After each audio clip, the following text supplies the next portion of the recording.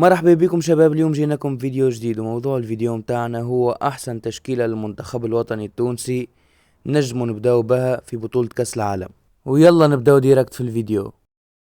في حراسة المرمى عندكم مهيب الشامخ. عمكم مهيب الشامخ هو الحارس الاول المنتخب الوطني التونسي. برا عاد توها باش يطلعوا لي برشا جماعة، فهمتني علاش بيه صبري ودحمان. اخويا هذا رايي يعني. اذا اخويا تحب تهبط فيديو هبط، ميسالش حل تليفونك واعمل تشكيلة وهبطها في قناتك. بالنسبة اللي نحكي فيها هذا رايي الشخصي وكهو. وبالنسبة للعباد اللي باش تطلعوا باش تقول لي هاك تحب الجمعية الفلانية وكل، راني ما نحب حتى جمعية. وتوا باش نمشيو لمركز لاريير دروا باش ناخذوا يان فاليري.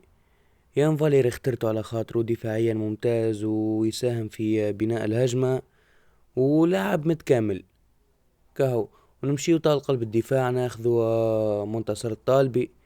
لازم يكون موجود منتصر الطالبي، ما فماش كلام. ونتعداو من بعد نتصور كان ناخذو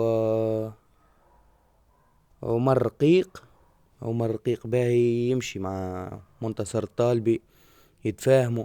حتى معروس هو يجي مع منتصر الطالبي، وباللي باش يكون يمشي ويجي يقعد عمر رقيق خيره من ديلان برون.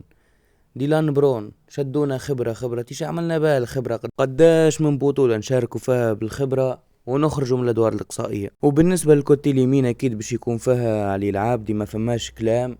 يقدم في مستويات خرافية مع فريق نيس، ممتاز دفاعيا صحيح، هجوميا ماهوش لك الكل، لكن نستحقوه دفاعيا. كيف يكون في نهاره يقدم اداء خرافي، ما فماش حتى كلام، لازم يكون علي العابدي غادي. وتوا ننتقلوا لوسط الميدان. بالطبيعة ما يكون كان السخيري هو اساسي، لازم هكا يبدا بيه، ما فما حتى كلام. لا تقول لي الخضير على حد شيء، هكايا ركيزة المنتخب، الكابيتان هو القلب النابض متاع المنتخب. ومن بعد نجيبوا معاه حنبال المجبري على اليسار، هكا هو البوست متاعو. ولا تقول لي خضيرة معاهم لا حتى شيء، على خاطر خضيرة ما يتمشاش مع السخيري. نحط اسماعيل الغربي على اليمين، وهذا هو وسط الميدان متاعنا، يعني يكون متكامل. افضل وسط ميدان نجم نتحصلوا عليه هو السخيري المجبري اسماعيل الغربي، ما فما حتى كلام. من بعد نجيو للبونتا راس الحربة رقم 9. اكيد باش يكون ريان اللومي. لا تقول لي القلص المستوري لا فراس الشواط لا حتى شيء. نبداو به هو اساسي، واذا كان متمشاش من بعد نبدلو. من بعد على الكوتي اليمين اكيد باش يكون معنا خليل العياري. علاش خليل العياري؟ خليل العياري اول حاجه خير من العاشوري، والعاشوري ماهوش البوست متاعو هذيك. وكا وخليل العياري ممتاز، مراوغات عنده تمريرات باهيه، باللي يكون باش يعاون خير من العاشوري، وزيد تكوينه خير من العاشوري الحقيقه. اما غيرش حاجه واحده لازم يخدم عليها يا خويا. بعد ما تعمل الفانت متاعك ما تشدش كورة ولا ترجع بها التالي لا حتى شيء. ريبلت باس، ريبل ادخل شوت، ما فما حتى كلام اخر، على خاطر الحقيقة يشد برشا كورة ويضيع برشا فرص هكا على المنتخب. ونتصور شباب باش تتفقوا معايا في اللي نحكي فيه. ورينا في مباراة هايتي وكندا، صحيح هو لعب بالباهي في المباريات هاكم وكل، لكن تحسه ناقص حاجة، واللي هي يلعب مع الجروب لازمه.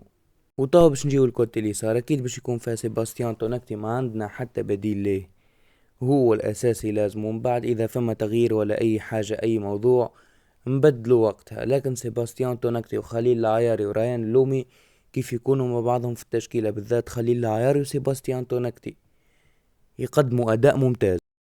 وهكا حسب رأيي الشخصي، ركزوا على كلمة حسب رأيي الشخصي، هذه احسن تشكيلة للمنتخب التونسي.